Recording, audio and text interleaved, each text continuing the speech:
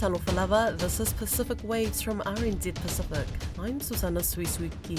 Coming up. It was a scary moment for all of us, and people were rushing, vehicles were rushing. This week marks 30 years since the twin volcanic eruptions of Rabaul. Also, Pacific states calling the shots when it comes to diplomatic visits, and later on... So it comes down to voice and performance. So, they've got to own the stage. Cook Islands has talent. 19th September marks 30 years since the twin volcanic eruptions decimated the beautiful seaside town of Rabaul in Papua New Guinea's East New Britain. The Vulcan and Tavurvud volcanoes, situated on opposite sides of Rabaul's Simpson Harbour, erupted, sending giant mushroom clouds into the sky. Residents were relatively accustomed to quakes and minor eruptions, but some remembered a devastating eruption in 1937 and were preparing for the worst. For Helen Sapien, a 21-year-old trainee broadcaster at Radio East New Britain, the day brings back emotional memories of the uncertainty and fear. It was a scary moment for all of us, and people were rushing, vehicles were rushing on the road, and we had to run down and catch PMV and go up to Vonamurmur to get family members, people that were there, and then we had to run away to, I think it's Rangunai. Being there, it was very scary and very emotional as well, seeing people rushing on the streets.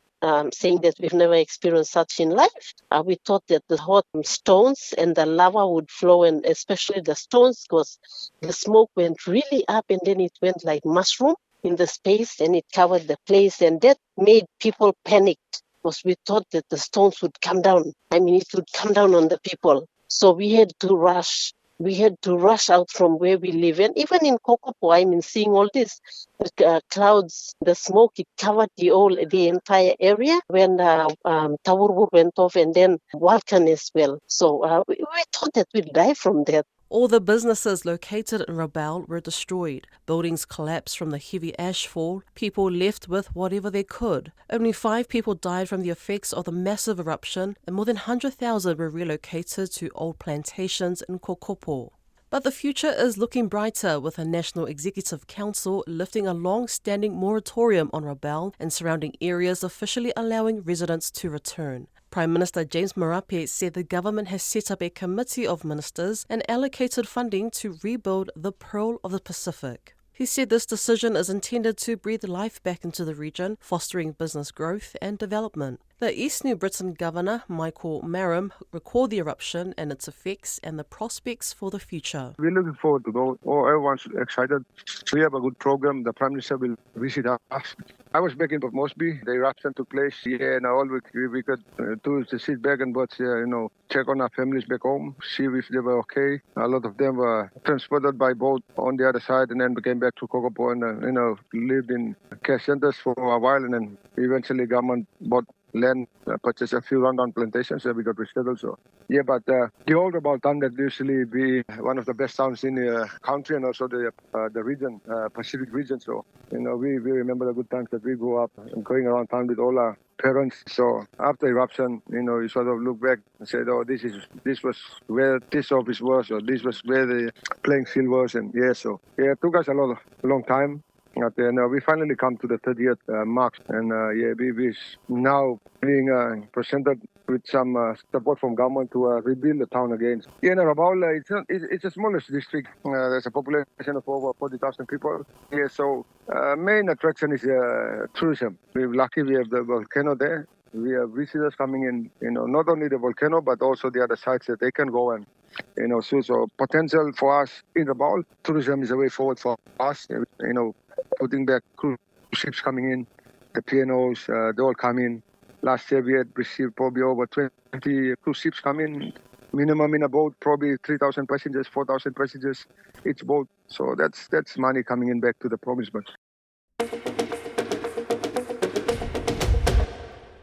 Pacific states can be increasingly expected to call the shots as to when and if they can accommodate visiting diplomatic missions.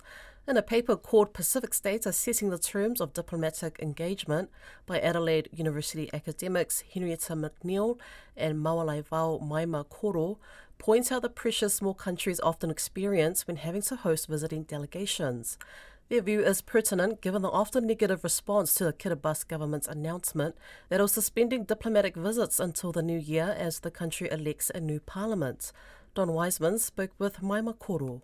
What we said in our paper, it's basically Kiribati making a statement so that it can take time to consider for themselves the results of the elections and go into forming their own government, having their own national conversations. I think that was really important, and that is how I read it. When I received that news, that was how I interpreted it, and that's how the paper came out, with my colleague, Dr. Henrietta McNeil, who unfortunately can't join us today. These sorts of situations, despite the surprise in some circles, these situations are actually not that uncommon. It's not uncommon. And I think also those who follow regional policies and regional politics, the action that Kiribati has taken, to my mind, and also with Dr. Henrietta, is that this is really Kiribati exercising its sovereignty. And it may come as a surprise to some people. I don't think it should have been, given Kiribati, since it changed its political affiliation, it was, I think, not very well received as well by some of the international community.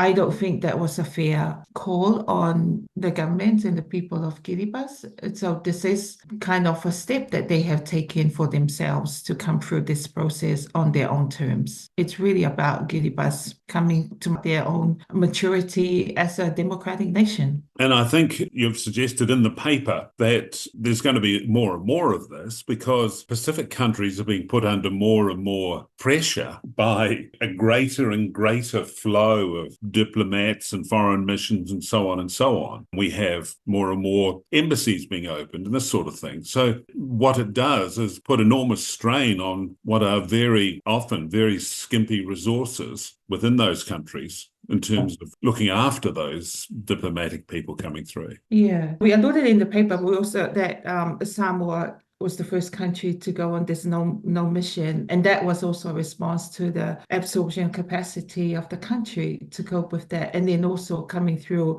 in terms of addressing their own priorities. I think it's one of those issues that development partners talk about collaboration. And it's probably why that notion of potentially that this will become a norm in some situations for the countries to deal with some of the issues, because there's enormous capacity that goes into these things. I do recall Samoa coming out earlier. This is way back about 20 years ago when they had actually documented how much time that is taken up by the visiting missions. So that came down to the real push for donor harmonization that's still escaping, the region. I don't know how many times, how many reports that you'll know this, Don, better than me, about. There's a lot of reports that have been written about this. It's made it into an OECD major agenda, and yet we are still dealing with this very granular level. I believe going forward, I don't think it should be a surprise that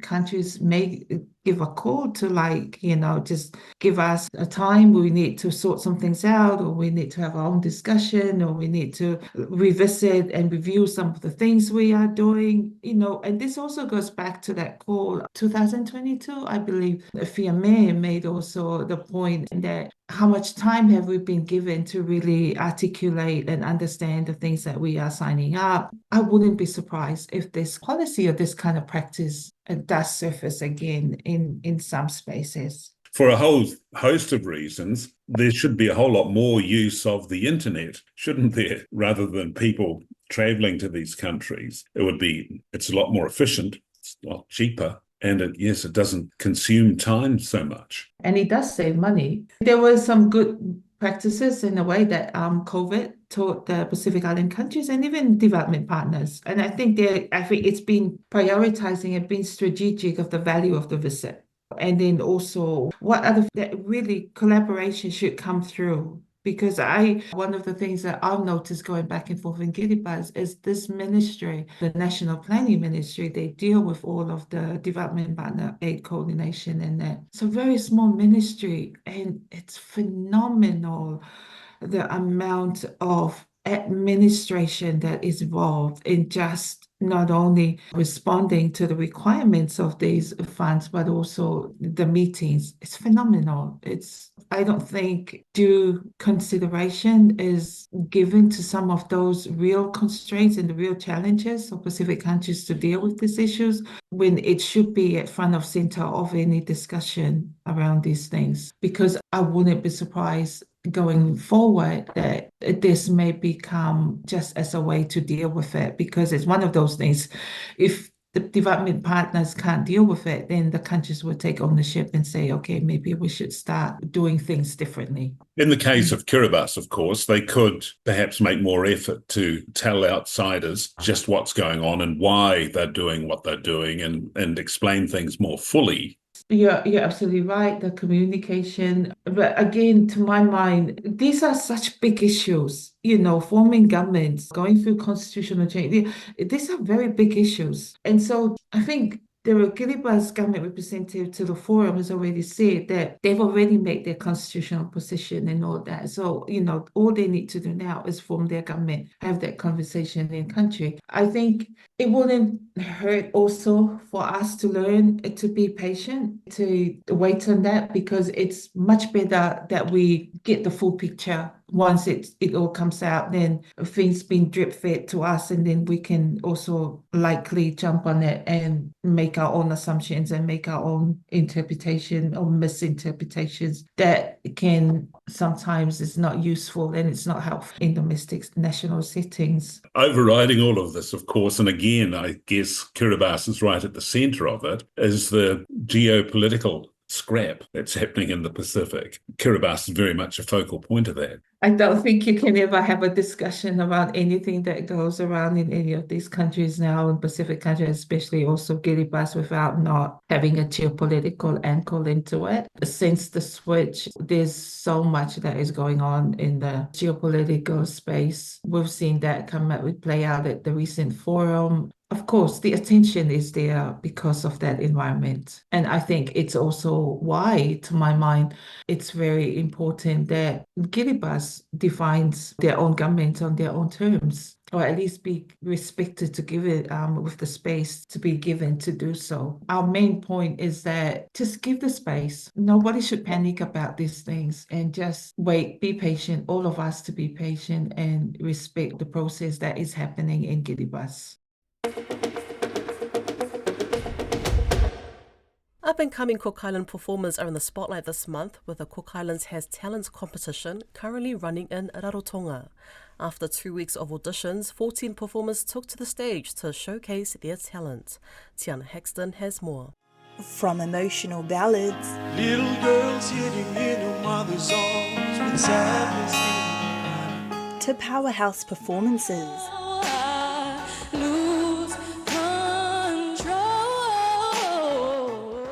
From soul-felt guitar to traditional ukarere showcases. The Cook Islands Has Talent competition has uncovered some hidden gems in the island community. 14 performers are entering the spotlight, vying for 10 grand worth of prize money and a recording deal with Heimana Music Distribution. Organiser Cece Short says the event has created a new buzz of excitement on the island. Yeah, it's become quite popular, especially with the people that can't get out. They watch it on TV. But the talent has been great. Young ones are ages from 10 upwards, who's very talented. It's been very enjoyable for everyone on the island. One of the judges is Paul Lynch, who says there is great potential amongst the competitors and he looks forward to each of the rounds. There's a lot of natural talent with voice and dancing, singing, entertaining performance. Cook Islanders are real performers. I knew that this competition would attract some great talent, and it has. Some of them are world-class, and I think it's going to be difficult for the judges because we have to eliminate people. There's a number of people who are going to be disappointed, as we will, because the talent is quite high. Lynch, who is renowned for his Elvis impersonation performances in the Cook Islands, says he joined a similar talent competition in 1996, which kicked off his own singing career. He looks forward to the same happening for each of the performers, but says they have to prove themselves on stage and give it their all. And so it comes down to voice and performance. So, they've got to own the stage, they've got to really show all their talents if it's playing or singing, and really don't leave anything undone, but that they need to give their best performance when they get on stage, because if they don't go through, it'll be their last performance in this competition.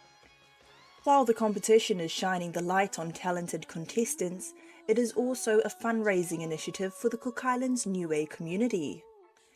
CC Short says they are working towards constructing a Whale Niue hostel in Rarotonga. She says the $2 million project will support the hundreds of Niueans living in the Cook Islands and bridge a gap between the two neighbouring countries.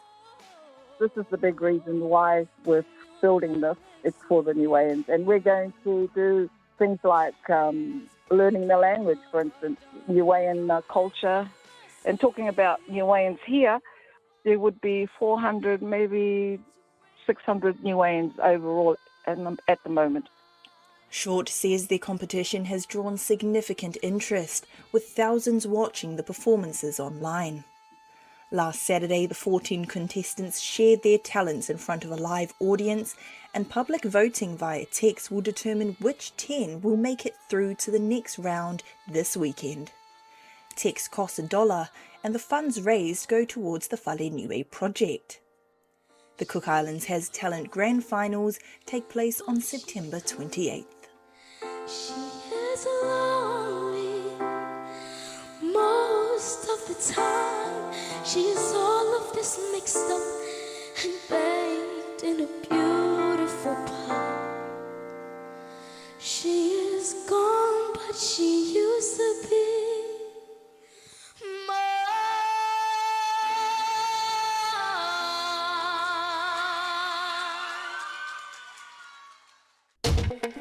That's Pacific Waves for today. For all episodes, head over to rnz.co.nz/Pacific. We're also on Spotify, Apple and iHeartRadio. From myself and the RNZ Pacific team, tō whā soifua.